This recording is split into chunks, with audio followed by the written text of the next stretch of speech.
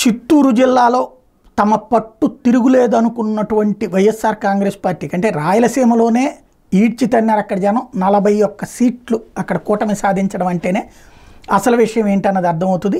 ఆ ఇంపాక్ట్ ఇప్పుడు క్రమంగా 1 by 1 దూరం అవుతున్నారు. స్థానిక సంస్థలో పొంగనూరు పెద్దిరెడ్డి ఇలాకాలోనే చైర్మనే వెళ్ళిపోయినటువంటి చూసాం. అట్లాగే చిత్తూరు మేయర్తో సహా వెళ్ళిపోవడం చూసాం.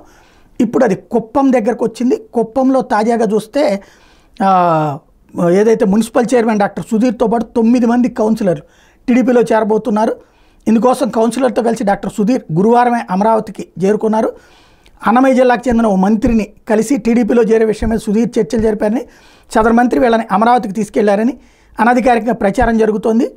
మున్సిపల్ చైర్మన్తో సహా 11 మంది కౌన్సిలర్లు వైసీపీకి రాజీనామా చేశారు. త్వరలో వాళ్ళంతా టీడీపీలో చేరబోతున్నారు అన్నటువంటిది. ఈ నేపథ్యంలోనే అక్కడ అతన్ని చేర్చుకోవద్దంటూ ఇంకో పైక్కన కుప్పంలో గొడవ జరిగింది. తెలుగుదేశం పార్టీ వాళ్ళు గొడవ చేశారు.